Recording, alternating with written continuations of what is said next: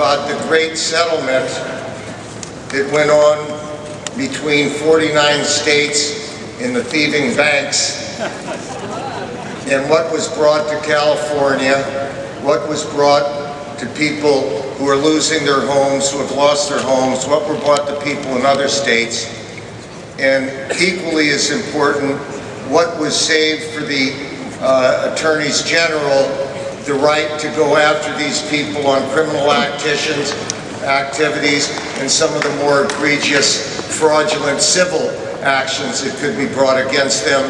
And without this one person, that deal never would have happened, because they were going to cut a deal that could have been done in a bank boardroom.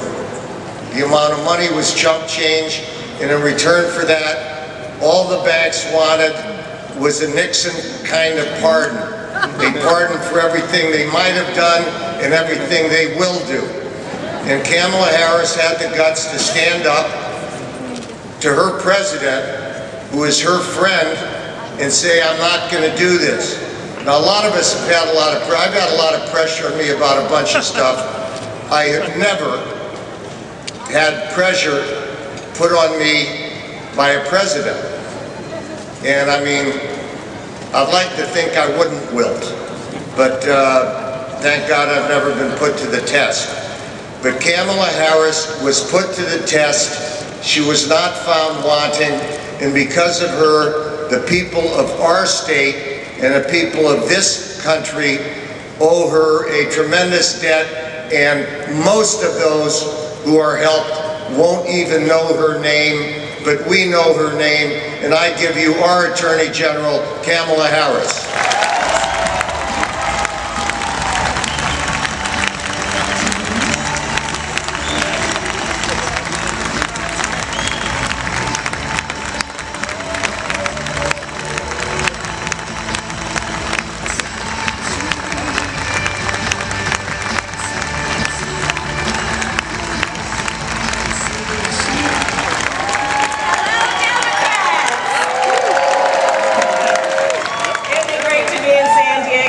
San Diego under any circumstances, but especially under these.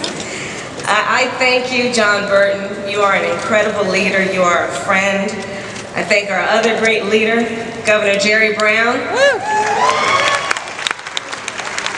People ask sometimes why we should believe in a California comeback, and I say look to these no-nonsense fellas and look to the kind of leadership we have in this great state and these California giants.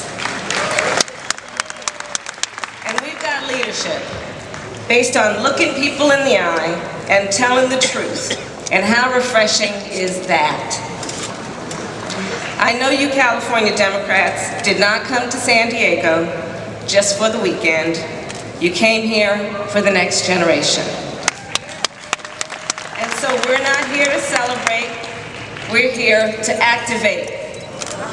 We are here to remind ourselves who we are, where we come from, and what we stand for as Democrats, and what's at stake for not only California, but the nation in 2012. And Democrats, one thing is absolutely clear. We cannot afford to sit on the sidelines. We need to do whatever is necessary, day and night, night and day, to return President Barack Obama to the White House.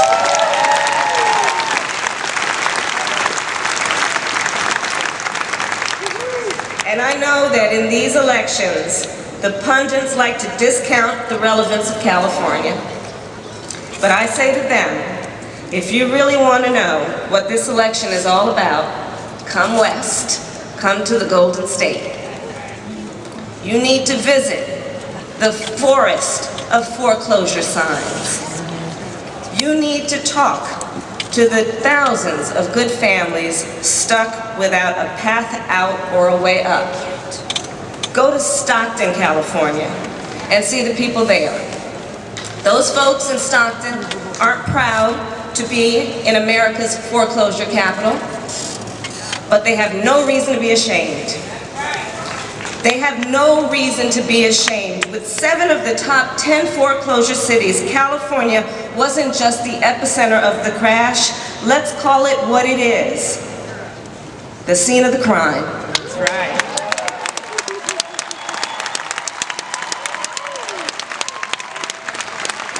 A crime perpetrated against our middle class, attacking the security and stability of our communities, assaulting the very institution of home ownership that has always been our defining aspiration. They may have placed bets on Wall Street, but we paid the price on Market Street, Main Street, and Mission Boulevard. We paid the price in counties and communities from Riverside to Redding. And Democrats, we cannot afford to go back to the policies that crashed the system. We cannot go back to credit swaps, the money games, the era of loose rules and lax law enforcement. And what other and further evidence do we need? Homeowners, many victimized by fraud, now locked out by the millions, out of luck, in the cold, and on the street. Seniors, with their savings gone bust, wondering if they're ever going to run out of money before they run out of time.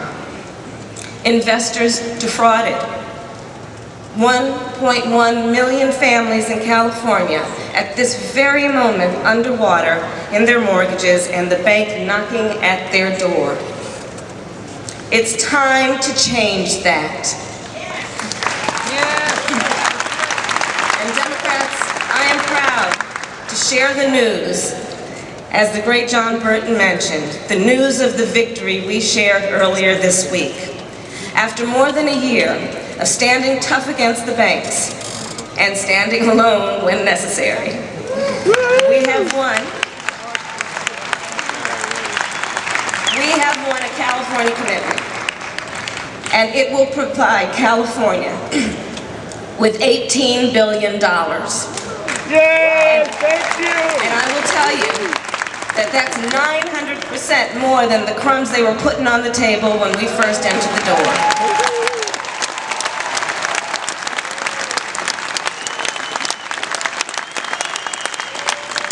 Yeah! And it will require the nation's banks to pay penalties and restitution to hundreds of thousands of California homeowners while persevering and preserving our ability to investigate lender misconduct and prosecute those who committed predatory lending practices.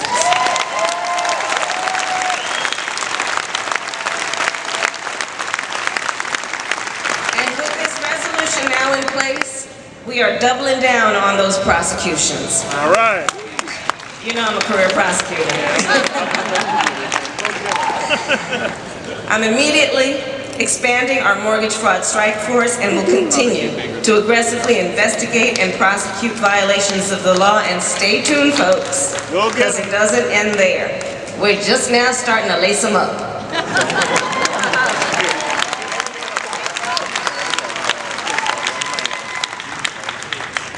So here's what this election comes down to. And I frankly don't care which of the Republicans wins the nomination.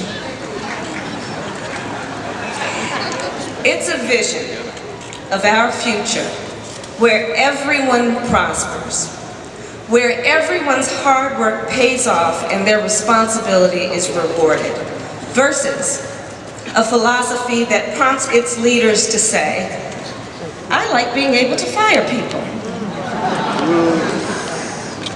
It's a vision where everyone gets a fair shot and everyone does their fair share, versus a philosophy that blames our heroes, our cops, our teachers, and our firefighters for our problems.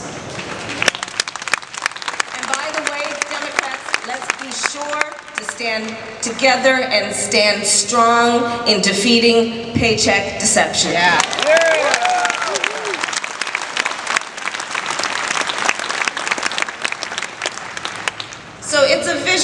also, where everyone plays by the same set of rules, versus a game where the object is to win at any cost.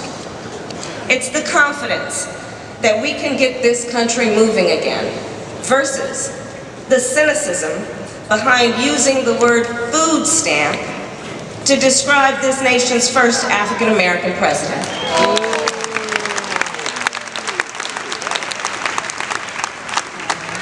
The same logic that says AIG was too big to fail, but a regular family's home is too trifling to matter.